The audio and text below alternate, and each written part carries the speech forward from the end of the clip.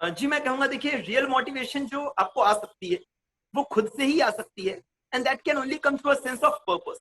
तो जैसे शिद्दत की बात कर रहे थे हम लोग, तो वो शिद्दत क्या है? वो शिद्दत ये है कि आपने अगर डिसाइड कर लिया कि आपको यूपीएससी सिविल सर्विसेज क्लियर करना है, और आपने अपने दिमाग में एक प्रॉपर टाइम बाउंड स्ट्रेटेजी भी डेलिनिएट कर ली कि this is the way that I am going to study, this is going to be my strategy for the next 1.5 to 2 years, and this is why I want to become a civil servant. Like आपको बहुत clear होना चाहिए कि आप क्यों कर रहे हैं, क्योंकि आपको देखिए अनसक्सेसफुल भी होंगे। मैं खुद अपने फर्स्ट अटेम्प्ट में अनसक्सेसफुल हो गया था, और बहुत बार ऐसा होता है कि जैसे ही हम लोग असफल होते हैं तो हम लोग ये we want to figure out कि क्या गलत हुआ, और कहीं ना कहीं हम लोग अपने करियर चॉइसेस को भी क्वेश्चन करने लग जाते हैं।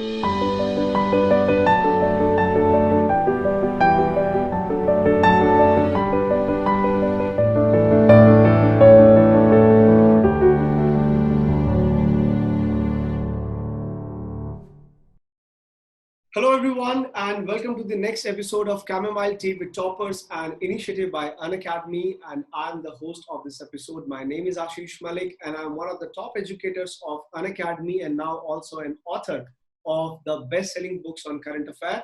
And today we are very fortunate enough क्योंकि जो आज हमारे साथ मेहमान हैं उनका सिर्फ नाम ही श्रेष्ठ नहीं है, उनके काम भी बहुत श्रेष्ठ है और उन्होंने सिक्योर किया है all India rank 19 and today we are lucky to have him on board.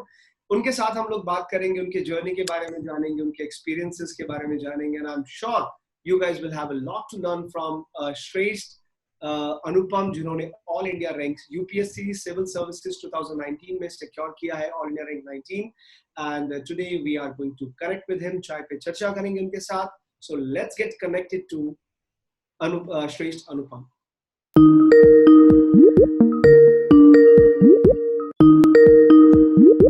Hi Shresh. Hi Ashish ji, it's a pleasure to be Same here here, with you. same here Shresh, same here.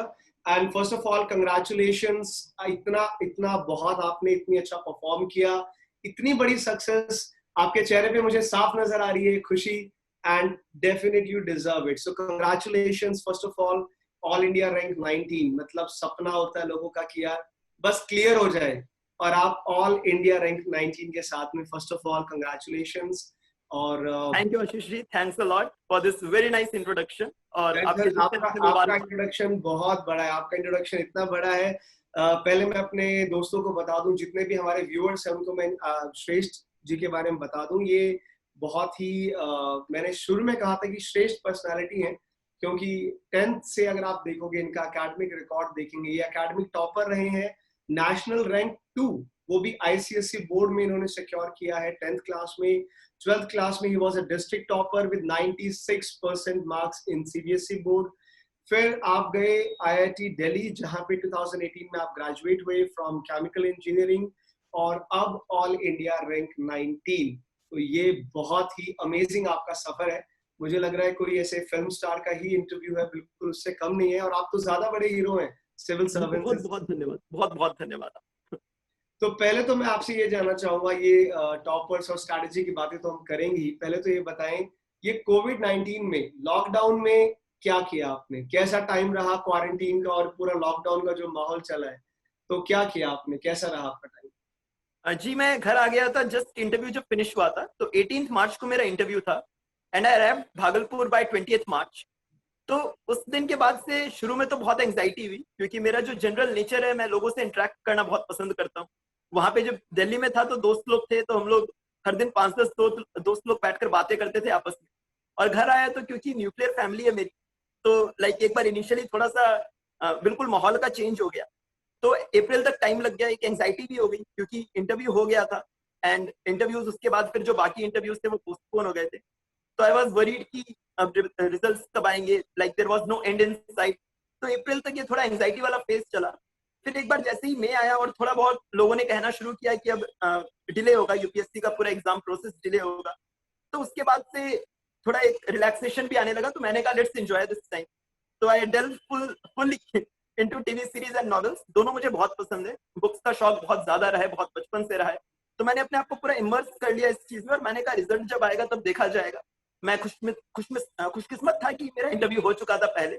तो I delve myself fully in books and novels, और घर वालों से थोड़ी बहुत बातचीत, और इस तरह मेरा जो है क्वारंटीन टाइम पास। बहुत, ये तो आपने इस पूरी जर्नी को बहुत डिस्ट्रेस कर दिया है, जो पूरा, क्योंकि सबसे आई थिंक सबसे क्रूशियल फेज होता है ये इंटरव्यू के बाद से। और आई थिंक चाहे वो नर्सरी का बच्चा हो, चाहे वो बोर्ड एग्जाम्स हो, रिजल्ट्स का हमेशा एक फियर रहता है ना, एक फिंगर क्रॉस वाला फेज रहता है। बट बिल्कुल आपने बिल्कुल। तो काफी प्रोडक्टिव रहा। कोई खास वेब सीरीज, कोई लेटेस्ट वेब सीरीज जो आपने देखी है यहाँ पे अभी इस इन द मीन टाइम? जी, पाताल लोक सीरीज आई थी इस पे अमेजन प्राइम पे, और मुझे बहुत पसंद आई थी क्योंकि उसमें जो इंडियन सोशल रियलिटीज को उन्होंने जिस तरह पोर्ट्रे किया था, तो that was in a way unprecedented for Indian television. Absolutely, and I am sure बहुत कुछ आपको, आप अप्लाई भी करेंगे बहुत सारी चीजें उसमें से, आपने सिविल सर्विसेज उसके लिए। बिल्कुल। तो पहले तो मैं आपसे ये जानना चाहता हूँ, आपने बताया कि कुछ आपको आपको पढ़ने का बहुत शौक है ना, और आपका एकेडमिक्स इतना अच्छा रहा है। तो पहले तो सबसे पहले सवाल, हमें बहुत कॉमन क्वेरीज आती है कि सर मैं बहुत अच्छा नहीं हूँ पढ़ाई में, या फिर मैंने 12th क्लास में 60% सिक्योर किया है। तो ये बहुत जनरल क्वेरी है बच्चों के माइंड में कि सर मेरा एकेडमिक्स अच्छा होना चाहिए to prepare for civil services. So आप क्योंकि खुद बहुत अच्छे रहे हैं एकेडमिक्स में, आपका इसके ऊपर क्या टेक है, कितना मायने रखता है, आप लिटरली आपका वो स्कोरिंग कितना होना चाहिए यूपीएससी एस्पिरेंट के क्वालिफाई क्राइटेरिया के लिए?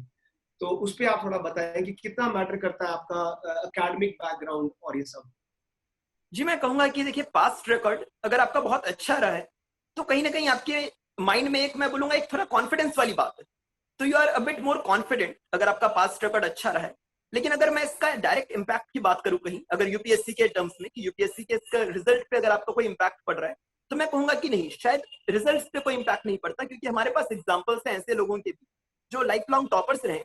और कहीं ना कहीं हमारे पास एग्जाम्पल है जुनैद आलम सर जैसे भी, जिन्होंने बताया था कि उनके 10th 12th में 60-65% के अराउंड मार्क्स थे, और उसके बाद भी उन्होंने all India rank 3rd score किया। तो कहीं ना कहीं मैं बोलूंगा हमारे पास दोनों एंड्स ऑफ स्पेक्ट्रम से एग्जांपल्स हैं। और यही चीज यूपीएससी को खास बनाती है कि इसमें आपका चाहे बैकग्राउंड कुछ भी रहा हो, आपने किसी भी स्ट्रीम से ग्रेजुएशन किया हो, चाहे आप आईआईटीएन हो, चाहे आपने किसी प्राइवेट कॉलेज से पढ़ाई की हो, चाहे आपने कॉमर्स पढ़ा हो, चाहे आपने आर्ट्स पढ़ा हो, अगर आप 1.5 से 1.5 से 2 साल अगर आप बिल्कुल शिद्दत से, through full patience, consistency, hard work, अगर आप ये क्वालिटीज अपने अंदर डेवलप करके अगर आप अप्लाई कर पाते हैं एग्जाम में, और एक एग्जाम अवेयरनेस रखते हैं, अगर आपकी जो स्ट्रेटजी है, अगर कहीं ना कहीं आप कॉन्फिडेंट अपने स्ट्रेटजी को लेकर, and you know that it will work, तो कहीं ना कहीं आपका बैकग्राउंड जो है मैटर नहीं करता, आप यूपीएससी क्लियर कर सकते आपने शिद्दत की बात की, मुझे शाहरुख खान का डायलॉग याद आ गया कि किसी चीज को पूरे दिल से मांगो, पूरी शिद्दत से मांगो तो कायनात जुड़ जाती है। तो आपके साथ हैं। भी कुछ ऐसा हुआ? ये कोई बचपन का ड्रीम था कुछ ऐसा सिविल सर्विसेज के लिए? कोई खास प्रेरणा स्रोत सिविल सर्विसेज के लिए? जी, बचपन से ही जैसा आप कह रहे हैं, तो एक तरह से हाँ, बचपन से ही जो है रुझान सिविल सर्विसेज की तरफ ही था। इसका जो मेन रीजन था वो ये था कि मेरे मम्मी और पापा दोनों ने खुद, they both have nurtured the dream of becoming civil servant themselves. तो मेरे पापा ने एग्जाम में भी अपीयर हुए थे, वो निकाल नहीं पाए कुछ कारणवश। मम्मी तो एग्जाम में ही अपीयर नहीं हो पाई, क्योंकि at that time it was unprecedented कि एक गर्ल चाइल्ड को आप दिल्ली भेजकर तैयारी करवाएं, क्योंकि स्पेशली मेरी मम्मी बहुत रूरल बैकग्राउंड से आती थी। लेकिन जो होता है ना, एक उनकी जो अधूरी ख्वाहिश थी, तो वो कहीं ना कहीं उन्होंने देखा कि मैं, मतलब मेरा रुझान भी है उस तरफ, हमेशा से किताबों में रुझान रहा, पढ़ाई में थोड़ा अच्छा रहा। पापा की जो हिस्ट्री ऑप्शनल की किताबें थी वो मैं बैठ के स्कूल डेज में पढ़ा करता था। तो उन्होंने देखा कि थोड़ा इस तरफ इसका एक नेचुरल इंक्लिनेशन है। और 2008 की बात है, उस टाइम मैं 6th क्लास में था। तो मेरे मामा जी ने उस time civil services examination qualify कर, तो ही currently joint commissioner in income tax. तो वो एक बहुत बड़ा पुश था, क्योंकि मामा जी ने उसके बाद बहुत मोटिवेट किया पढ़ाई के लिए भी, और क्योंकि फैमिली में डायरेक्ट दिख रहे थे कि हाँ, सामने एक आईआरएस ऑफिसर है जो जिन्होंने निकाला हुआ है। तो ये चीजें, इन सारी चीजों ने मिलकर मुझे बहुत ज्यादा प्रेरित किया कहीं ना कहीं सिविल सर्विस। एक टाइम पे यूपीएससी प्रिपरेशन दिल्ली के सिर्फ कुछ ऑफलाइन क्लासेस में ही हो सकती थी, और वो भी लाखों रुपए की फीस देने के बाद। इसीलिए यूपीएससी एस्पायरेंट्स की मदद के लिए मैंने एक वेबसाइट और यूट्यूब चैनल शुरू किया। आज यूपीएससी प्रीलिम्स पे मेरी किताब अमेजॉन के टॉप 100 बेस्ट सेलर्स में है। यूपीएससी प्रिपरेशन में सबसे ज़रूरी है ये समझना कि एग्जाम पॉइंट ऑफ व्यू से क्या रेलेवेंट है और क्या नहीं। मेरे टीचिंग एक्सपीरियंस और एग्जाम ट्रेंड एनालिसिस के साथ मैं आपको सफलता की ओर ले जाऊंगा। मेरा नाम है मृणाल पटेल, मैं अनअकैडमी प्लस पे लाइव पढ़ाता हूँ। तो ये तो सर फैमिली, बिल्कुल आपने बहुत अच्छी बात बताई कि फैमिली पुश भी है, मोटिवेशन भी घर में है। ये मैंने देखा है यूपीएससी एस्पिरेंट्स में एक बहुत कॉमन सा एक इशू रहता है कि ना, वो पूछते हैं sir how to stay motivated? ये बहुत कॉमन सा क्वेश्चन है, मतलब हर कोई सोचता है कि सर मैं संदीप महेश्वरी की वीडियोस देख लूं या मैं किसी और की वीडियो, गुरु गोपाल दास की वीडियो देख लूं ऐसे मोटिवेशन के लिए। तो रियल मोटिवेशन आपके हिसाब से कहाँ है? यूपीएससी एस्पिरेंट की अगर मैं बात करूं तो क्या है उसके लिए रियल मोटिवेशन? जी मैं कहूंगा, देखिए रियल मोटिवेशन जो आपको आ सकती है वो खुद से ही आ सकती है, and that can only come through a sense of purpose.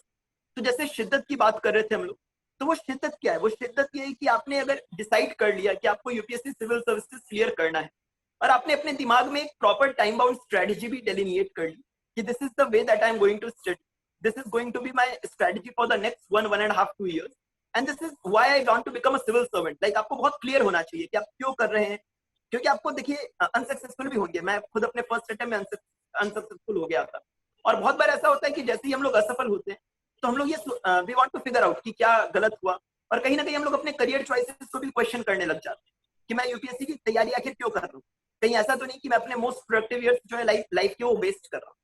तो ये सारी चीजें इंपॉर्टेंट है। तो यहाँ पे शिद्दत, वो सेल्फ कॉन्फिडेंस और वो मोटिवेशन का एक इंटरनल सोर्स कि why do you actually want to prepare for civil services, what is at stake when you are preparing for civil services. ये चीजें अगर आपको क्लैरिटी है कहीं ना कहीं और आप खुद को वो पुश दे पा रहे हैं, तो मैं कहूंगा कि वो मोटिवेशन आपको खुद से आ जाएगा। और कहीं ना कहीं जो आपके फैमिली मेंबर्स हैं, आपके फ्रेंड्स हैं, अगर आप फॉर्चुनेट इनफ है तो आपको बहुत अच्छे गाइडेंस मिलेगी, बहुत अच्छा सपोर्ट मिलेगा अपने फैमिली से, अपने फ्रेंड्स से। और कहीं ना कहीं जब भी आपका एक बैड टाइम आएगा, एक लो फेज आएगा, तो आप उन पे फॉल बैक कर सकते हैं, आप उन पे रिलाई कर सकते हैं कि वो आपको पॉजिटिवली गाइड और मोटिवेट। बिल्कुल सर, क्या सही बात है, क्योंकि वो कहते हैं ना कि जब भूख लगती है तभी रोटी खाने का मजा आता है, वो भूख अंदर से आनी चाहिए। बिल्कुल सही बात है। लोग मोटिवेशन अक्सर बाहर ढूंढते हैं, होती उनके अंदर है। आपने अभी जिक्र किया कि आप 2018 में आपका फर्स्ट अटेम्प्ट आई थिंक है ना, तो जहां तक मुझे आपके बारे में बहुत सारा मैंने पढ़ा है। ऑफ कोर्स अब आप सेलिब्रिटी हो गए हैं, आपके बारे में पढ़ना चाहिए, और प्रेरणा के स्रोत है हमारे यूपीएससी एस्पिरेंट्स के लिए। तो 2016 में आई थिंक आपने प्रिपरेशन स्टार्ट किया, when I think you were in college year, college third year, I think, right? So 2016 से जो आपका प्रिपरेशन का पीरियड जो स्टार्ट हुआ, तो उस जर्नी के बारे में कुछ बताएं। मतलब कैसे था, स्टार्टिंग में क्या क्या चैलेंजेस फेस किए, क्योंकि जो सबसे क्रूशियल फेस होता है किसी भी यंग एस्पिरेंट का, आई थिंक बहुत सारा टाइम तो ये फिगर आउट करने में लग जाता है कि कैसे स्टार्ट करें, क्या क्या माइंडसेट में बहुत सारे मिथ होती हैं। कुछ लोग कहते हैं 18 घंटे पढ़ना है, 20 घंटे पढ़ना है, कहाँ से पढ़े। तो आपके लिए क्या चैलेंजेस थे जब आपने जर्नी स्टार्ट किया? जी अगर मैं इनिशियल चैलेंजेस की बात करूं तो देखिए, जैसा मैंने बताया कि बचपन से एक इंक्लिनेशन तो था ही कि यूपीएससी सिविल सर्विसेज के लिए प्रिपेयर करना है। और कहीं ना कहीं मैंने आईआईटी बॉम्बे को आईआईटी दिल्ली के ऊपर इसलिए चुना, इवन दो मुझे आईआईटी बॉम्बे भी केमिकल इंजीनियरिंग मिल रहा था, क्योंकि कहीं ना कहीं ये डिसाइडेड था कि करना तो सिविल सर्विसेज प्रिपरेशन ही है, और दिल्ली क्योंकि एक यूपीएससी हब है, तो दिल्ली में एक ऐसा इन्वायरमेंट मिल सकता है जो कि आपको शायद इंडिया में और कहीं ना मिले। ये एक कहीं ना कहीं एक रीजन है जो इतने सारे एस्पिरेंट्स दिल्ली से निकालते हैं। तो ये कॉम्पिटिटिव एज भी है, कहीं ना कहीं ज्यादा कंपटीशन है। बिल्कुल बिल्कुल। तो कॉलेज थर्ड ईयर में, मतलब मैं और मेरे 2-3 दोस्त कॉलेज से, हम लोगों ने डिसाइड किया कि अब जो है कोचिंग लेना शुरू करते हैं इसके लिए। लेकिन एक जो सबसे बड़ा चैलेंज जो है वो ये आया कि क्योंकि कॉलेज जो आईआईटी का जो आपका खुद का जो एकेडमिक शेड्यूल है वो बहुत खुद में बहुत टाइट है, और एक एकेडमिक रिगर भी बहुत ज्यादा रिक्वायर्ड है। और घर से कहीं ना कहीं थोड़ा सा ये भी मैसेज था कि बहुत ज्यादा कॉलेज के एकेडमिक्स को भी अफेक्ट नहीं होने देना है, लाइक एक डिसेंट सीजीपीए मेंटेन रखनी है, और खुद भी आपके लैब्स होते हैं, प्रैक्टिकल्स होते हैं। तो वीकडेज हमारे पूरे जो है वो कॉलेज के जो रिक्वायरमेंट्स हैं, मैं खुद एक कल्चरल सेक्रेटरी भी था थर्ड ईयर में, और ये जो एक्स्ट्रा करिकुलर एक्टिविटीज थी उनको भी बैलेंस करना था कहीं ना कहीं पढ़ाई के साथ। तो सिर्फ वीकेंड्स बचते थे, तो वीकेंड्स पे हम लोग कोचिंग जाते थे। लेकिन उसके बाद जो खुद से जो पढ़ाई वाला जो एक पार्ट होता है कि आपने क्लासेस तो कर ली, लेकिन आपने खुद से उस चीज को ग्रहण किया या नहीं, जो ये बोला जाता है एक तरह से, did you absorb that thing और नॉट, तो वो वाली चीज नहीं हो पाई। तो थर्ड ईयर में एक तरह से मैं कहूँ तो मेरा जो खुद का इनपुट था वो काफी नेग्लिजिबल था। फोर्थ ईयर में जब मैं आया तो मैं कहूँ फोर्थ ईयर में, क्योंकि मैंने थर्ड ईयर तक अपने कुछ कोशिश किया था कि मैक्सिमम कोर्सेज जो है वो थर्ड ईयर तक मैं निपटा दूं, तो फोर्थ ईयर का जो सेकंड सेम था स्पेशली वो मेरा काफी ज्यादा फ्री था। और फोर्थ ईयर के सेकंड सेम में अगर मैं बात करूं तो प्रॉपर जो हम लोग बात करते हैं कि 6 घंटे या 8 घंटे की पढ़ाई, वो जो मेरा टाइम है वो उसी समय आया। देखिए 16-18 घंटे तो मैंने कभी पढ़ाई की नहीं, मुझे लगता भी नहीं है कि मुझमें वो कुव्वत है कि मैं 16 से 18 घंटे पढ़ाई कर सकूं। तो देखिए 2017 तक तो बहुत ज्यादा समय मिल पाया नहीं, कॉलेज के जो कमिटमेंट्स थे उनके कारण। 2018 से मैं बोलूंगा कि मैंने जो एक फुल फ्लेजेड मोड में जो प्रिपरेशन शुरू की तो वो 2018 में वो हो पाया। जब मैंने 6 से 8 घंटे की जो पढ़ाई है वो की, और मेरा जो मैक्सिमम जो स्टडी वो आता था, स्टडी रूटीन जो मैं बोलूंगा, या मैक्सिमम स्टडी आवर्स जो मैं दिन में निकाल पाता था, वो 8 से 10 घंटे का ही हो पाता था। और 6 to 8 आवर्स का जो मेरा एक नॉर्मल स्पैन रहता था। अगर कोई नॉर्मल डे, तो I would study for 6 to 8 hours, and if the time was let's say बहुत क्रूशियल टाइम है, एग्जाम के अराउंड का समय है, तो मैं जो है कोशिश करता था कि मैं 8 से 10 घंटे की पढ़ाई। सो वही है कि आइडियली आप you are preferring quality over quantity, है ना, कि बहुत ज्यादा ऐसा नहीं है कि 12 घंटे 14 घंटे, बट जितना भी पढ़ रहे हो आप 10 hours, and I think on an average इतना ही एक आउटपुट निकल पाता है, standard output, but it has to be continuous, right? So 2018 में आप कह रहे हैं कि प्रीलिम्स नहीं, आपने क्वालिफाई नहीं किया 2018 में, तो क्या सबसे बड़ी मिस्टेक क्या रियलाइज हुई कि 2018 में मेरा क्लियर नहीं हुआ? तो क्या नहीं हुआ, क्या सबसे बड़ी मिस्टेक थी? उससे सीख के ऐसा क्या आपने मैजिक चलाया, क्या आपने ऐसा अपनी स्ट्रैटेजी को चेंज किया कि सीधा ऑल इंडिया रैंक 19? तो उसके बारे में कुछ बताइए। The biggest mistake that I did, that I think that I did in the 2018 attempt was that I was not in the proper exam mindset. तो एक होता है कि आप पढ़ रहे हैं, मैं पढ़ रहा था उस समय भी, मैं 6 से 8 घंटे पढ़ ले रहा था, लेकिन एक जो होती है बात की, जो मैं शिद्दत की बात कर रहा था आपसे, या मैं जो आपकी एग्जाम अवेयरनेस की बात कर रहा था, कहीं ना कहीं वो वाली चीज लैकिंग।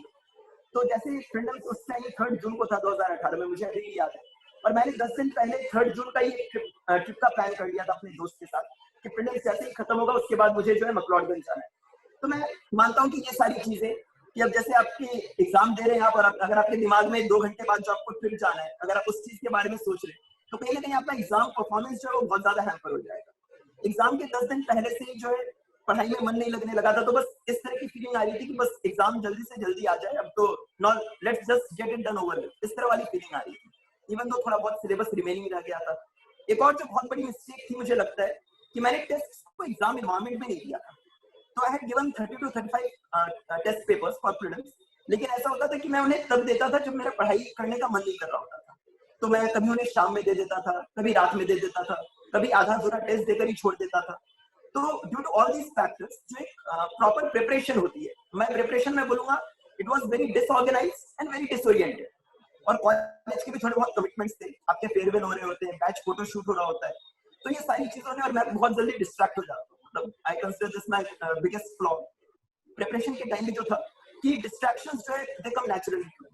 तो ये सारी चीजों पे वर्क किया मैंने 2018 अटेम्प्ट के बाद। मैंने इंश्योर किया कि जितना जो मेरे डिस्ट्रैक्शंस है, the number of distractions they have to be reduced to a minimum. मैंने क्योंकि उस टाइम कॉलेज से निकल भी गया था 2018 के बाद, तो मैंने एक रूम ले लिया। उसके बाद मैंने इंश्योर किया कि जितना पढ़ाई का कंड्यूसिव एनवायरनमेंट हो सके, उतना बेटर कंड्यूसिव एनवायरनमेंट मैं प्रोवाइड कर सकूं खुद को। और एग्जाम के पहले इट इज इम्पोर्टेंट कि वो जो 2-3 महीने आप सिर्फ एग्जाम के बारे में सोचें, आप और कुछ भी नहीं सोचें। So there should be nothing going on in your mind. आप सुबह उठ रहे हैं तो आप उसके बारे में सोच रहे हैं, आप रात में सोने जा रहे हैं तो आप उसके बारे में सोच रहे हैं। So this should be like ideal thing. मतलब आप भले ही पढ़े ना, पूरे टाइम आपकी पढ़ाई नहीं हो सकती, you can not study for 16 to 18 hours, लेकिन जो एग्जाम प्रेजेंस जो होती है, एक जो एग्जाम की फीलिंग जो होती है, वो आपके साथ कहीं ना कहीं 24 आवर्स रहनी चाहिए। वो mindset is the most important part है। तो अभी क्लियर हो गया है, अभी कहाँ घूमने का प्लान है? अभी मैक्लोडगंज तो नहीं गए, अभी कहाँ जाने का प्लान है? जी देखिए, पहले तो मतलब मम्मी, बोथ माय पेरेंट्स बहुत रिलीजियस हैं, तो उन्होंने तिरुपति वगैरह बहुत जगह मन्नतें मांगी थी। तो मम्मी का तो मन था कि तिरुपति जाएं, उसके बाद बाकी भी जो है 4 धाम एक बार विजिट करें, लेकिन कोविड-19 के सिचुएशन के चक्कर में अब सारे दर्शन जो है वो ऑनलाइन ही करने पड़ेंगे। अभी तो जाने का फिलहाल कहीं अब सीधे मसूरी जाने का ही लग रहा है स्थिति बन पाई। मेरे ख्याल से सिविल सर्विसेज एस्पिरेंट के लिए सबसे बड़ा तीर्थ मसूरी ही है। जी मतलब वो सबसे बड़ा तीर्थ है हम लोग के लिए, है ना? बिल्कुल बिल्कुल। So since now you have came up with the flying colors, all India rank 19 and all, और अभी आपने बताया कि कुछ प्लान भी हैं मसूरी जाने के और बाकी तीर्थ यात्रा के भी। So अभी बहुत जो कॉमन क्वेश्चन है, मैं अनअकैडमी में पढ़ा रहा हूँ, 2 साल से पढ़ा रहा हूँ, और जितने भी लाखों एस्पिरेंट मैं जिनके कांटेक्ट में आज तक आया हूँ, सबसे ज्यादा उनका ये सवाल होता है कि सर आखिरी के टाइम पे, जैसे अभी आज मैं प्रिसाइसली बात करूँ, आज 14 अगस्त है, सो अभी 50 दिन बचते हैं, last 50 days are left out prelims के लिए। सो प्रीलिम्स के अंदर ऐसा लास्ट के 50 डेज में क्या टाइम टेबल, क्या स्ट्रैटेजी होनी चाहिए? लास्ट टाइम पे ऐसा क्या करें स्टूडेंट्स? पढ़ा सबने होता है लेकिन वो कंसाइज कैसे करें? आप उनके लिए क्या कहना चाहेंगे? प्रीलिम्स अगर मैं स्पेसिफिक बात करूं। जी मैं कहना चाहूंगा, देखिए ये जो आखिरी के 50 दिन है ये बहुत ज्यादा इंपॉर्टेंट है आपके लिए, स्पेशली क्योंकि प्रीलिम्स का जो लास्ट का जो फेज होता है वो ऐसा टाइम होता है जिसमें मैक्सिमम नंबर ऑफ रिविजन्स कर रहे होते हैं, मैक्सिमम नंबर ऑफ चीजें जो है जो हमने पढ़ी होती है वो हमें इसी टाइम याद होती है। जो हम लोग बोलते हैं कि जो लक्ष्मीकांत के जो टेबल्स हैं, या जो अगर मैं मॉडर्न हिस्ट्री की बात करूं तो जो वाइस रॉयज किसने क्या क्या काम किया, एडुकेशन, ये वाली जितने जो रटने वाली जो चीजें होती है अगर मैं एक तरह से बोलूं, तो वो ये 50 दिन ही होते हैं जिनमें आप फाइनली ग्रास्प कर पाते हैं इन चीजों को। तो व्हाट आई वुड से इज दिस, सबसे पहले कि देखिए सिर्फ 50 डेज बचे और आपको लग रहा है ये बहुत ज्यादा है, लेकिन अगर आप नंबर ऑफ टेस्ट फिगर करें, अगर आप नंबर ऑफ रिविजन्स फिगर करें, तो ये इतने ज्यादा नहीं है। इतने ज्यादा इस हिसाब से नहीं है कि it is not a time to start anything new. तो it's a good amount of time कि आपने जो भी पढ़ा है आप उसको अच्छे से रिवाइज और कंसोलिडेट कीजिए। तो मेरी पहली एडवाइस आपको यही रहेगी, डोंट स्टडी एनीथिंग न्यू। आपने जितना भी पढ़ लिया अभी तक सफिशिएंट है। आप जितना पढ़ा है, आपने स्टैटिक पढ़ा है, करंट पढ़ा है, वो सारी चीजों को अब जो समेटने और कंसोलिडेट करने का टाइम आ गया है। So this is the first advice. The second would be कि आप बहुत सारे टेस्ट, देखिए प्रीलिम्स इज समथिंग जिसमें गेस वर्क बहुत ज्यादा इंपॉर्टेंट होता है। आपका इंट्यूशन जो है कि आप एक पर्टिकुलर टाइप ऑफ, अगर आपको इनकम्प्लीट नॉलेज है तो आप उसको आंसर कर पा रहे हैं, तो मैं बोलूंगा वो गेस वर्क और वो इंट्यूशन जो है वो अगर आप बहुत सारे फुल टेस्ट दें, अगर आप यूपीएससी के प्रीवियस क्वेश्चंस को सॉल्व करें, तो वो गेस वर्क या इंट्यूशन आपके अंदर डेवलप हो सकता है। तो नाउ इज द टाइम कि आप एटलीस्ट ये 50 डेज में आई वुड एडवाइस कि आप 20 से 25 टेस्ट कम से कम दें, अलग अलग टाइप के टेस्ट दें, जिससे कि आपको एक पर्टिकुलर टाइप ऑफ टेस्ट देने की आदत ना हो। और यूपीएससी में अगर कुछ डिफरेंट टाइप ऑफ क्वेश्चंस भी आए तो आप खुद you are accustomed to different types of questions. अगर आपने प्रीवियस ईयर क्वेश्चन से गो थ्रू नहीं किया अभी तक, तो आप प्लीज कीजिए, क्योंकि यूपीएससी में भले ही ऐसा हो कि एग्जैक्ट क्वेश्चंस रिपीट नहीं होते हमारे प्रीलिम्स के पेपर में, लेकिन टाइप ऑफ क्वेश्चंस जो है वो काफी बार रिपीट हो जाते हैं। जैसे अगर आप देखिएगा तो एनवायरमेंट में बहुत बार इस तरह के क्वेश्चंस आते हैं, जैसे पिछले बार एक स्टेटमेंट था, सम टर्टल्स आर टॉर्टोइसेस, इस तरह के। तो ऐसे स्टेटमेंट्स अभी तक जो यूपीएससी का रिकॉर्ड है कि अगर सम ए आर बी इस तरह का कुछ है तो that would always be correct, मतलब वो स्टेटमेंट गलत नहीं होता यूपीएससी का अभी तक का जो आंसर की रहा है उसके हिसाब से। ये कुछ चीजें जो आपको खुद फिगर आउट करनी होगी। तो these are some things which you will need to figure out yourself.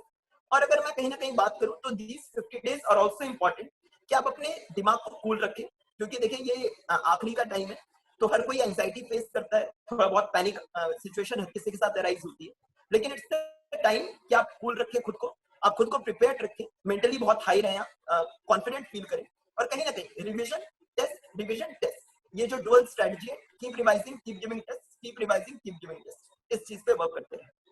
अच्छा, आपने प्रीवियस ईयर क्वेश्चंस की बात की, तो आइडियली कितने प्रीवियस ईयर क्वेश्चंस आप करके गए थे, मतलब कौन से ईयर से आप प्रेफर करते हैं? जी मैं जो पैटर्न जो चेंज हुआ था, तो आई वुड से कि 2013 से लेकर अभी तक के प्रीवियस ईयर क्वेश्चंस बहुत ज्यादा इंपॉर्टेंट हो जाते हैं। तो स्पेशली पिछले 4-5 साल के प्रीवियस ईयर क्वेश्चंस अब देखी जाए, और 2018 और 2019 के क्वेश्चंस इसलिए भी इंपॉर्टेंट हो जाते हैं क्योंकि 2018 और 2019 में जो क्वेश्चन पेपर है उसके स्टाइल में थोड़ा सा चेंज आ गया, तो वो थोड़ा और ज्यादा अनप्रिडिक्टेबल हो गया। तो ये सारी चीजें जब आप प्रीवियस ईयर क्वेश्चंस देखेंगे तो आपको एक आइडिया लग जाएगा कि what is UPSC actually expecting from you in the prelims examination. And UPSC is all about unpredictable public service commission, जो हम लोग एक जोक भी क्रैक करते हैं इसके लिए। थोड़ा सा बात करेंगे फिर आंसर राइटिंग के ऊपर, क्योंकि मेंस में जो है आपका जो सबसे स्ट्रॉन्ग एरिया था वो आप किसको मानते थे मेंस एग्जामिनेशन? क्योंकि आई थिंक कुछ स्टूडेंट्स ये भी कंफ्यूजन में रहते हैं कि प्रीलिम्स को पहले प्रिपेयर करें या मेंस को प्रिपेयर करें, और आई थिंक इंटीग्रेटेड अप्रोच सबसे बढ़िया अप्रोच होती है। तो मेंस की प्रिपरेशन में आंसर राइटिंग को आप कितना इंपॉर्टेंस देते हैं, और आपकी क्या स्ट्रैटेजी थी आंसर राइटिंग को लेकर? जी I would say answer writing is the pillar on which the entire mains preparation is based. आप जितने भी मार्क्स स्कोर कर रहे हैं वो कहीं ना कहीं finally it all boils down to answer writing. तो answer writing was a strength मेरा। मैं अगर सबसे बड़ी स्ट्रेंथ की बात करूं तो कहीं ना कहीं वो आंसर राइटिंग ही था, क्योंकि राइटिंग स्किल्स रही है थोड़ी पहले से भी, थोड़ी प्रिपरेशन के टाइम में मैंने मेन फोकस आंसर राइटिंग की। और अगर मैं स्ट्रेटजी की बात करूं आंसर राइटिंग, तो देखिए यूपीएससी का अगर मैं जनरल स्टडीज के पेपर की बात करूं, फर्स्ट जनरल स्टडीज की बात करते हैं, ऑप्शनल की बात बाद में करेंगे। तो आपके 4 पेपर्स जो आते हैं जनरल स्टडीज में, तो आपको 20 क्वेश्चन अटेम्प्ट करने होते हैं 3 घंटे में, और आपको लगभग 4000 वर्ड्स लिखने होते हैं। तो it is always a race against time. अगर आप वहां पे सोचे कि वो 20 क्वेश्चन के आंसर अगर आप बिल्कुल आइडियल वे में लिख सकते हैं, तो ऐसा नहीं होगा। क्योंकि आपको 9 मिनट या 7 से 10 मिनट मिलेंगे हर एक क्वेश्चन के लिए, depending on whether it's a 10 marker और 15 मार्कर। और वो टाइम सिर्फ इतना सफिशिएंट होता है कि आपकी कलम अगर बिल्कुल फुल स्पीड में चल रही है तो आप एंड कर पाएंगे आंसर, मतलब आपको बीच में सोचने का टाइम नहीं मिलेगा। आपके पास टाइम है सिर्फ क्वेश्चन पढ़ा आपने, एक 5-10 सेकंड का मेंटल फ्रेमवर्क बनाने के लिए कि ये आप लिखने वाले अपने आंसर में, और उस आंसर को लिखने के लिए। तो क्योंकि इतना कम टाइम है आपके पास और इट इज इम्परेटिव कि आप सारे क्वेश्चंस अटेम्प्ट कर रहे हैं, क्योंकि आजकल सारे टॉपर्स 20 के 20 क्वेश्चंस अटेम्प्ट करते हैं, और अगर आप नहीं कीजिएगा तो कहीं ना कहीं you will lag behind a bit in the marks. तो ये इंपॉर्टेंट हो जाता है कि थिंकिंग प्रोसेस जो आपकी वो बहुत स्ट्रांग हो और बहुत ज्यादा इनोवेटिव हो। तो मेंस मैं मानता हूं कि mains is a game of innovation, बहुत ज्यादा आपका प्रेजेंस ऑफ माइंड बहुत इंपॉर्टेंट है, आपका इनोवेशन बहुत इंपॉर्टेंट है। आपने कहीं भी कुछ भी पढ़ा हुआ है, आपने मान लीजिए 10th में कुछ पढ़ा हुआ हो, आपने 12th में कुछ पढ़ा हुआ हो, ये सारी इंफॉर्मेशन जो आपके मेंस के एग्जाम में काम आ जाती है, आपको बस लिंक करना है। तो you need to link things in an answer. हो सकता है आपको डायरेक्ट नहीं पता हो। इस बार की भी अगर पेपर की बात करें तो हर पेपर में कम से कम 5 से 6 क्वेश्चंस ऐसे थे, स्पेशली पेपर 2 एंड पेपर 3, बहुत ज्यादा अनप्रेडिक्टेबल पेपर्स आए थे जीएस पेपर 2 और जीएस पेपर 3 के। तो ऐसे टाइम में इंपॉर्टेंट हो जाता है कि आपने जो कुछ भी पढ़ा हो, कहीं से भी पढ़ा हो, आप उससे कनेक्ट कर पा रहे हो और आप उसे आंसर के वे में प्रेजेंट कर पा रहे हो। तो आंसर राइटिंग इसलिए बहुत ज्यादा डिपेंड करता है आपके थॉट प्रैक्टिस पे, आपने कितना ज्यादा सोचा है पर्टिकुलर क्वेश्चंस पे, प्रीवियस ईयर क्वेश्चंस को आपने कितना ज्यादा एनालाइज किया है, टॉपर्स के आंसर बुकलेट्स को आपने कितना ज्यादा देखा है, कितना ज्यादा उनके स्ट्रेटजी से सीखा है, और इस चीज को कहीं ना कहीं आपने खुद अपने आंसर राइटिंग स्किल्स में कहां तक अप्लाई किया। जिससे बिल्कुल एक बिगनर हमारे पास आया, तो बिगनर को क्या आप एडवाइस दोगे कि आंसर राइटिंग को, चलो आपके पास एडवांटेज है, आप राइटर रहे हैं, आप अच्छे पोइट भी हैं, आपकी पोइट्री के बारे में भी बात करेंगे, आप अच्छे ब्लॉगर भी रहे हैं, तो आपके पास हमेशा से एक एडवांटेज है। आपने कहा मैं इनोवेटिव, आपने आंसर राइटिंग की बात की, लेकिन एक एवरेज स्टूडेंट को आंसर राइटिंग कैसे इंप्रूव करनी चाहिए, उसके लिए सोर्सेज क्या हो और कितने answer on an average per day, कितने आंसर वो लिखें? जी, अगर मैं एक किसी भी जनरल एस्पिरेंट की बात करूं तो मैं कहूंगा देखिए, जैसे मैंने कहा भी कि आंसर राइटिंग का जो एक इनिशियल प्रोसेस जो होता है, मतलब थॉट थिंकिंग प्रोसेस जो है, it precedes the writing process. और यूपीएससी जो मेंस एग्जामिनेशन है, ये इतना ही it is more of a thinking exam than a writing exam, इसलिए क्योंकि राइटिंग जो है आपकी प्रीसीड करेगी, जो आपने 1-2 साल तक जो सोचा है, जितना आपने कलेक्ट किया थॉट्स को जो कलेक्ट किया है, वो कहीं ना कहीं वो 3 घंटे में आप कर पाएंगे। तो जो बिल्कुल बिगिनर्स हैं, जो आंसर राइटिंग की शुरुआत कर रहे हैं, उनके लिए मैं बोलूंगा कि देखिए, आप शुरुआत में बहुत ज्यादा ये फोकस ना करें कि आप आइडियल आंसर लिख पा रहे हैं या नहीं। आप ये कोशिश करें, आप 1-2 क्वेश्चन से स्टार्ट करें। आप ये क्वेश्चंस के सोर्स आपके कुछ भी हो सकते हैं। आप कोई टेस्ट सीरीज से क्वेश्चंस उठा सकते हैं, 1 या 2।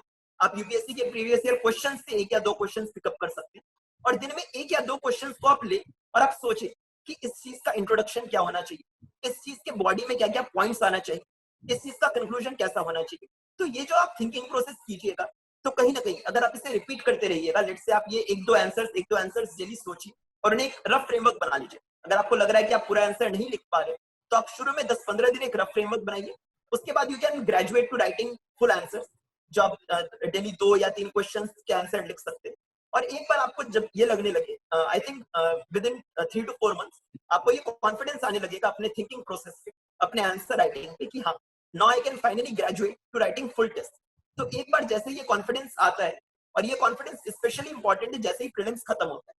तो प्रीलिम्स के पहले अगर आपने 3 या 4 फुल टेस्ट लिख दिए, 3-4 घंटे वाले जो टेस्ट होते हैं, प्रॉपर 3 घंटे वाले टेस्ट होते हैं, अगर आपने लिख दिए तो बहुत अच्छा है। अगर आप नहीं लिख पाए किसी भी रीजन से, तो इट इज इंपॉर्टेंट कि प्रीलिम्स के बाद, प्रीलिम्स से मेंस के बीच वाला जो टाइम है, उसमें आप कम से कम 15 to 20 टेस्ट प्रॉपर 3 घंटे के टाइम में बैठ कर लिखें, जिसमें आप कोशिश करें कि आपको जो है 3 घंटे में आप 20 क्वेश्चन आंसर कर पा रहे हैं।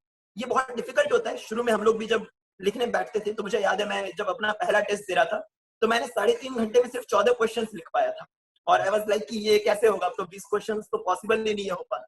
लेकिन धीरे धीरे वो स्पीड आपकी डेवलप होती है, वो लिखने से ही वो डेवलप, आपको पता चलेगा कि आपको स्पेसिंग कितनी देनी है, आपको हेडिंग्स को कितना बड़ा रखना है, लिख सकते हैं आप कितने कंफर्टेबल है कितने वर्ड्स लिखने में, आपकी राइटिंग स्टाइल कैसी है, आप पैराग्राफ्स प्रेफर करते हैं, आप पॉइंट्स प्रेफर करते हैं, आप डायग्राम्स कितना प्रेफर करते हैं। तो ये सारी चीजें आप जब तक टेस्ट नहीं देंगे तब तक आप फिगर आउट नहीं, तो ये सारी चीजें फिगर आउट करें 15 से 20 टेस्ट से, और आप एक बार आपके दिमाग में एक स्ट्रेटजी बन गई कि this is the way that I am going to write answer in the mains examination as well, तो वो टाइम है जब आप आंसर राइटिंग में एक्चुअली एक्सेल करें। आपने स्ट्रैटेजी की भी बात की। मैं आपके इंटरव्यू पे थोड़ा सा मैं पूछना चाहूँगा कि बहुत कम लोग हैं जो इंटरव्यू के बारे में जानते हैं। इंटरव्यू आई थिंक सबसे इग्नोर्ड पार्ट रहता है जब तक, क्योंकि सब लोग रेस में लगे हैं प्रीलिम्स और मेंस की, और इंटरव्यू के बारे में ज्यादा सोचते नहीं है।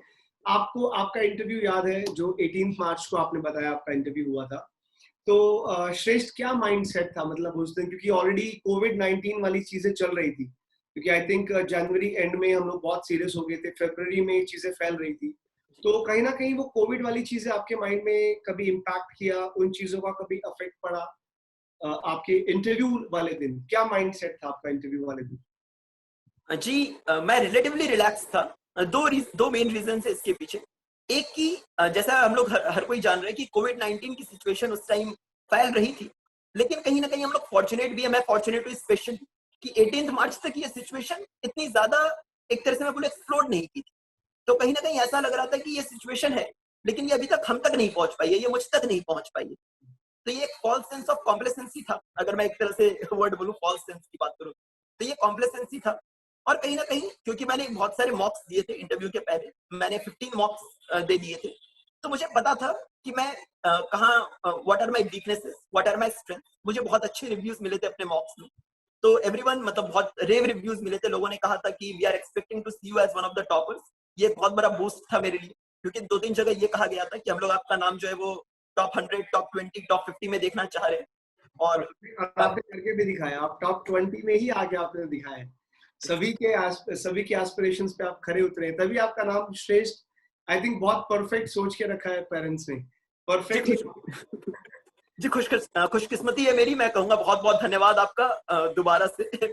और जैसा मैंने बताया इंटरव्यू के दिन मैं काफी रिलैक्स था, और मैं इस मामले में भी फॉर्चुनेट हूँ कि आर्यन चौबे सर का बोर्ड मिला मुझे। आर्यन चौबे सर काफी रिलैक्स कर देते हैं कैंडिडेट को। जब आप जाते हैं उनके बोर्ड में तो वो पहले 1 मिनट आपको बिल्कुल बैठाते हैं आराम से, आपको कहते हैं कि हाँ ये एक सिंपल सा कॉन्वर्सेशन है, आपको बहुत ज्यादा टेंशन लेने की जरूरत नहीं है।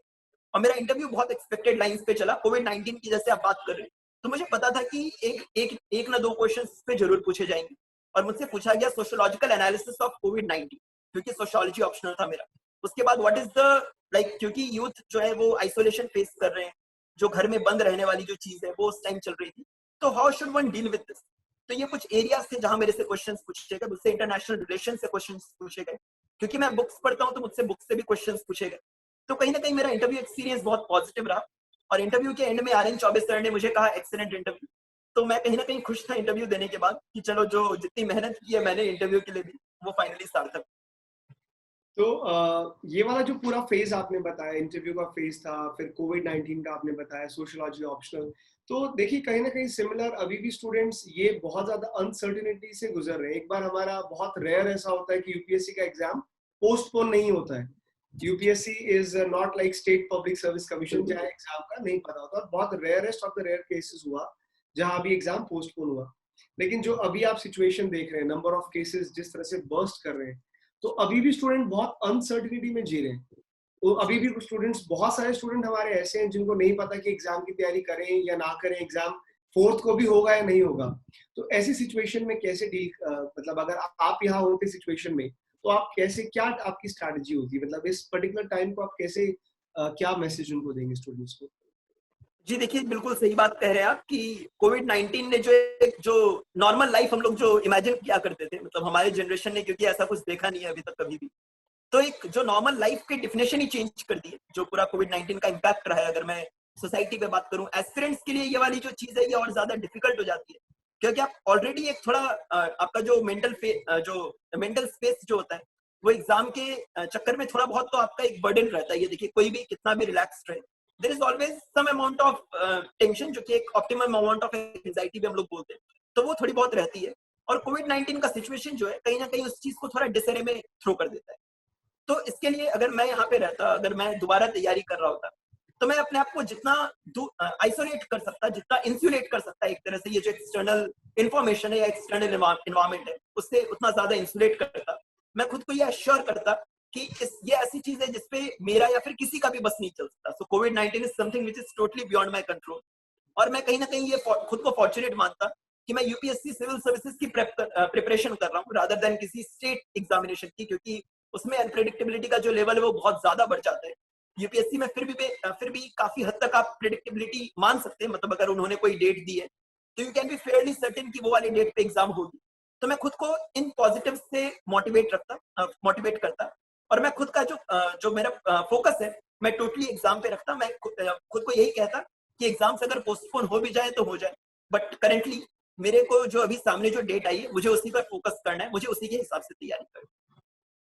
ओके, तो आई थिंक ये हमारे एस्पिरेंट्स के लिए बहुत बेनिफिशियल होने वाला है, क्योंकि एस्पिरेंट्स बार बार यही पूछते हैं, सर एग्जाम होगा या नहीं होगा। हम भी कहते हैं भाई तुम अपने हथियार लेके तैयार रहो, सिचुएशन आएगी तो लड़ लेना, लेकिन अभी तैयार रहना इज बहुत सही आपने एग्जाम्पल यहाँ सेट किया। आई एम श्योर आपने सोशियोलॉजी का जिक्र किया, सोशियोलॉजी आपका ऑप्शनल रहा है, स्ट्रेंथ आपकी रही है आई एम श्योर।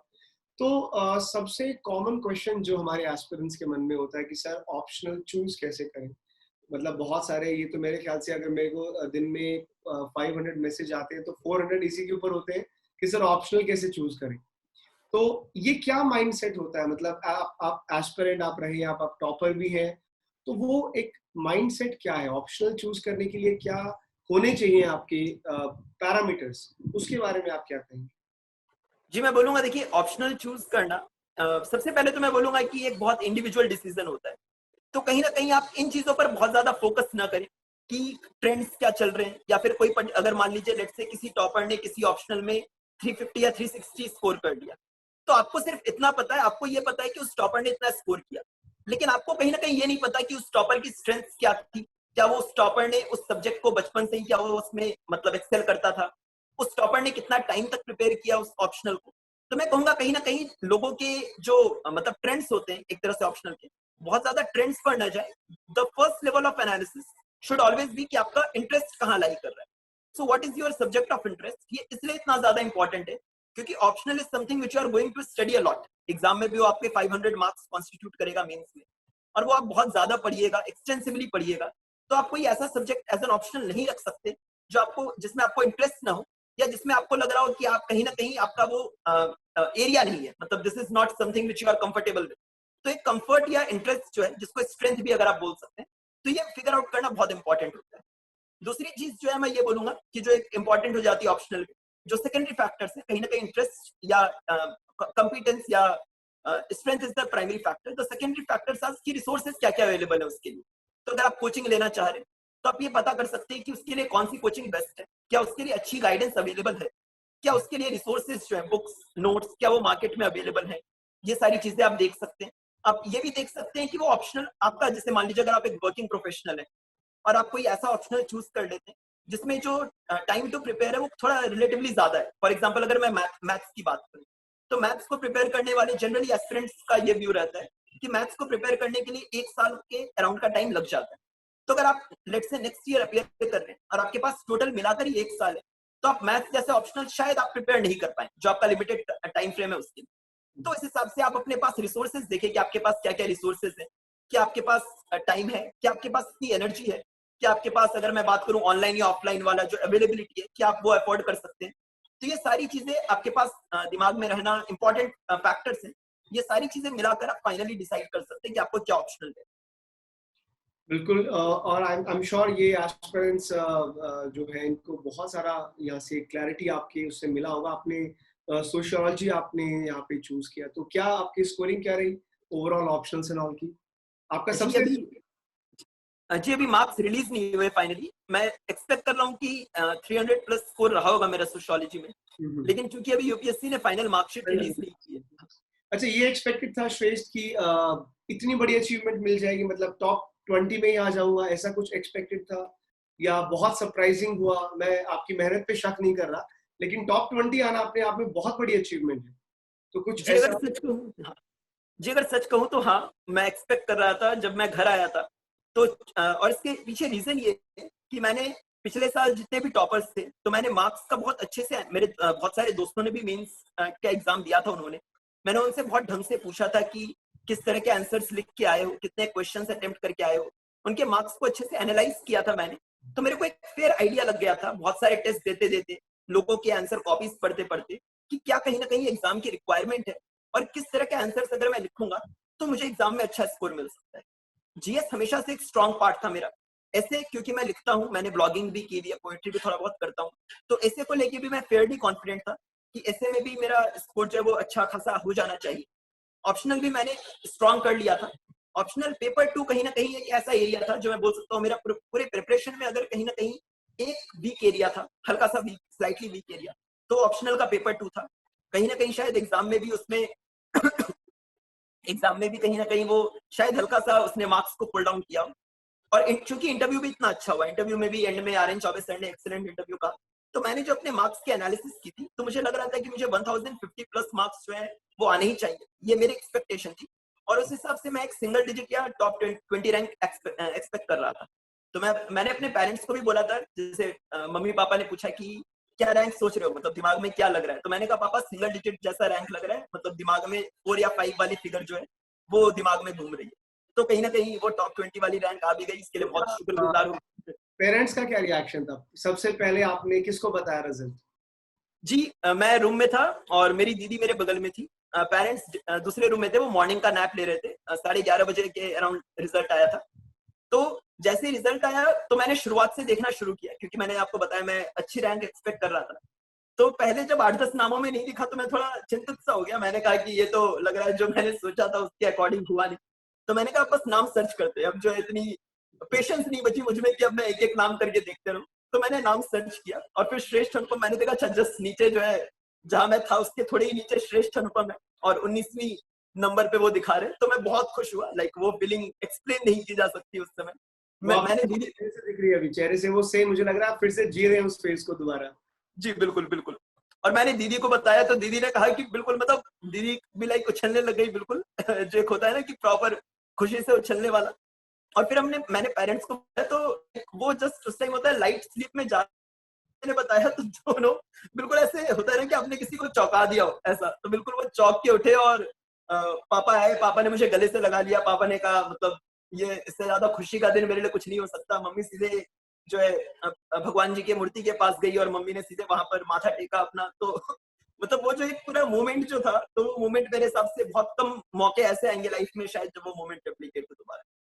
नहीं, और हम तो ये दुआ करते हैं आपकी ज़िंदगी में बहुत सारे ऐसे मौके आएँ। ऐसे-ऐसे मौके आते रहे आपकी ज़िंदगी में इसी तरह से खुशी के और इंस्पिरेशन के। तो अभी आप सिविल सर्वेंट बन गए हैं, इतनी अच्छी रैंक आपने सिक्योर की है।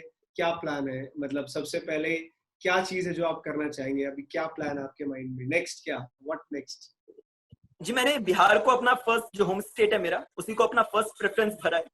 क्योंकि मुझे लगता है कि देखिए बिहार में एक ऐसा स्टेट है जहाँ एक सिविल सर्वेंट को काम करने के लिए बहुत ज़्यादा एरियाज़ है, मतलब बहुत सारे अपॉर्च्युनिटीज़ है जहाँ आप काम कर सकते हैं। हर फील्ड में आप काम कर सकते हैं। एक पॉलिसी इम्प्लीमेंटेशन का जो जो मेन रोल होता है, अगर मैं एक डीएम की बात करूँ या एक सिविल सर्वेंट की इन जनरल बात करूँ, तो जो आपका मेन काम होता है पॉलिसी इम्प्लीमेंटेशन। तो मुझे लगता है कि कहीं न कहीं उस एरिया में बहुत ज़्यादा वर्क करने की ज़रूरत है बिहार में। बहुत अच्छे सिविल सर्वेंट्स भी हैं हमारे बिहार में और कहीं न कहीं इसी उन्हीं के काम को मैं आगे बढ़ाना चाहूँगा।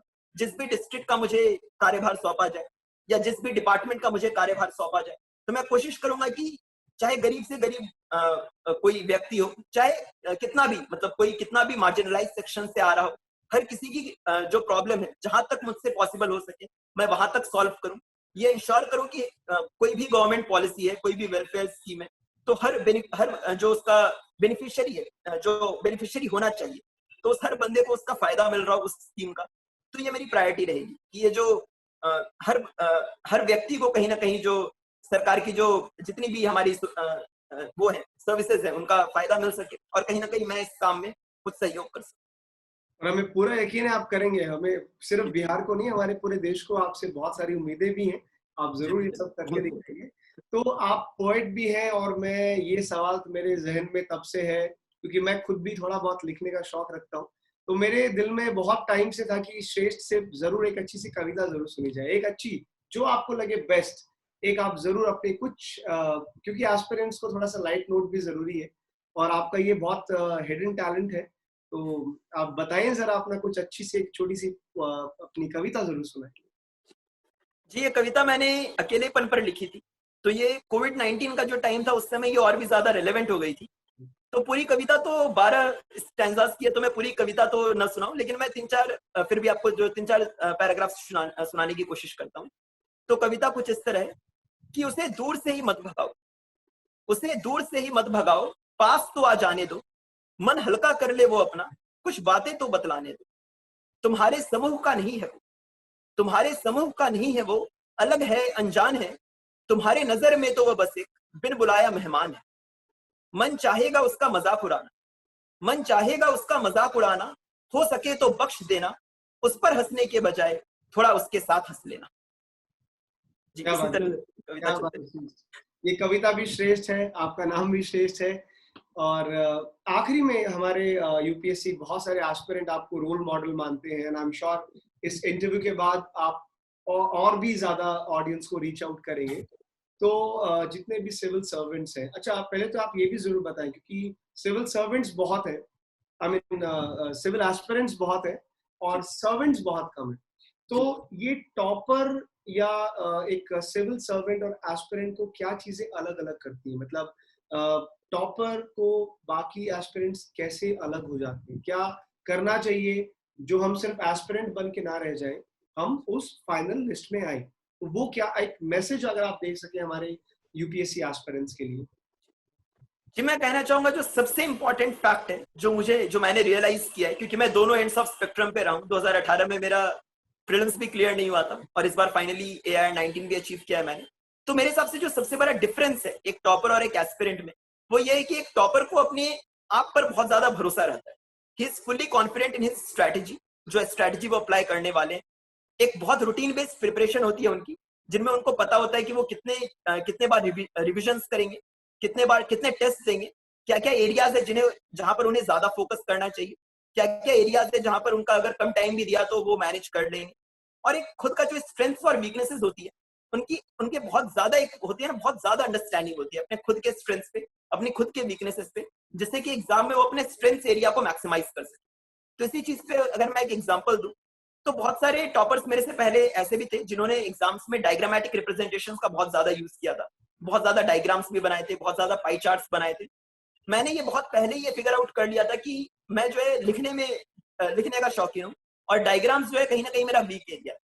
तो मैंने ये इंश्योर किया कि मेरा जो लिखने में जो हैंडराइटिंग है या जो मेरा प्रेजेंटेशन है वो लेजिबल है। और चूंकि मुझे पता था कि डायग्राम्स अगर मैं बनाने गया सारे क्वेश्चंस में, तो कहीं ना कहीं ये मेरा जो लिखने वाली जो चीज है उसको हैम्पर कर देगा, मेरे नेचुरल फ्लो को हैम्पर कर देगा। तो मैंने डायग्राम सिर्फ एक बनाया, मतलब चारों जीएस पेपर मिला के सिर्फ एक डायग्राम बनाया मैंने, ज्योग्राफी का एक मैप बनाया।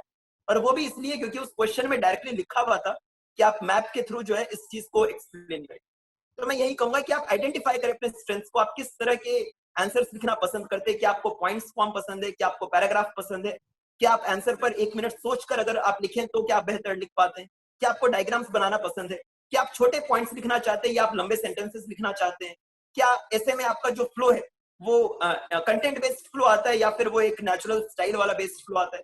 तो ये सारी चीजें जब आप फिगर आउट कर लेंगे तो कहीं ना कहीं मुझे लगता है ये आपको डिफरेंशिएट करेगी, आपको एग्जाम में टॉप तक ले जाएगी।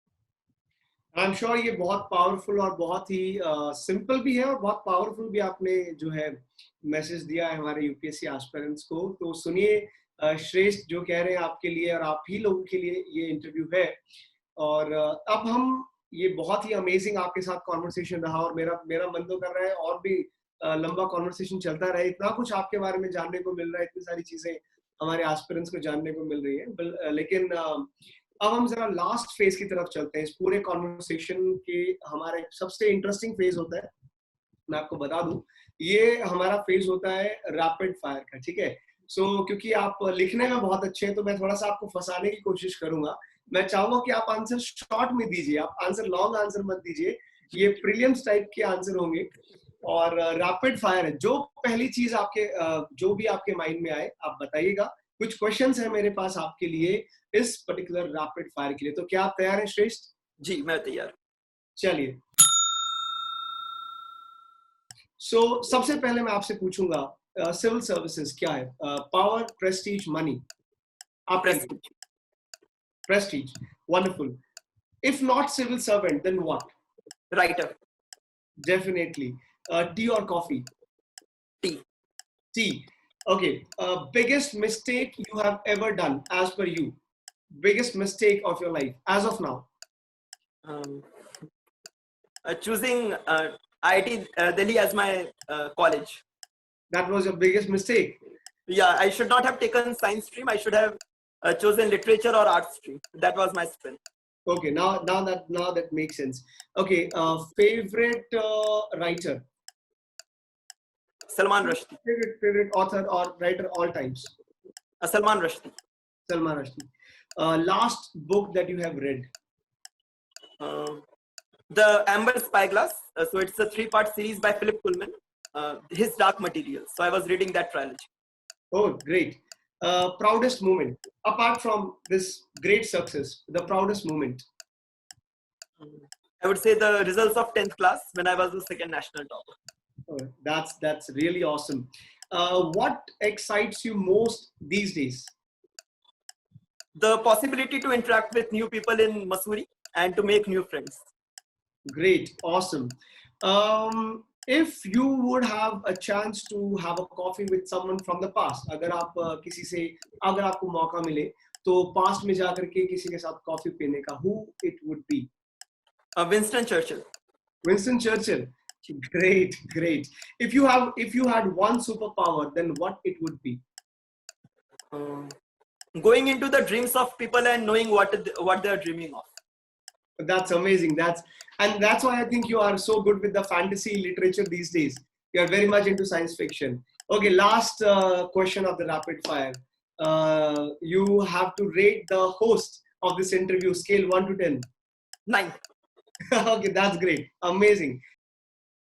Okay, so thank you so much, Shrestha sir, for having this great conversation with us. Now, lastly, I would just like to I would like to request you to do a small favor. आप किसी को tag करना चाहें अपने किसी दोस्त को, किसी यूपीएससी जो सिविल सर्वेंट जिन्होंने अभी एग्जाम क्लियर किया है, would you like to tag someone for this episode? जी, मेरा एक फ्रेंड है शाश्वत त्रिपुरारी. उसने इस साल ऑल इंडिया रैंक 78 अचीव किया है and he was my batchmate in IIT Delhi. Civil engineering से पास आउट किया था उसने. तो मैं डेफिनेटली उसको टैग करना चाहूंगा. I feel that this would be a wonderful experience for him and for you guys as well. Definitely, we would love to have him on board. आपके बाद जरूर हम उनको बुलाएंगे. And thank you so much for this great session with us. And keep in touch with Team Unacademy. Keep in touch with the Camomile TV Toppers. Thank you so much. And Thank you. It was a pleasure being here with you. All the very best for your future. And we would love to see you having all these achievements in future as well. Thank you. Thanks a lot, Ashish ji. It was a pleasure interacting with you. And thank you to the whole Unacademy.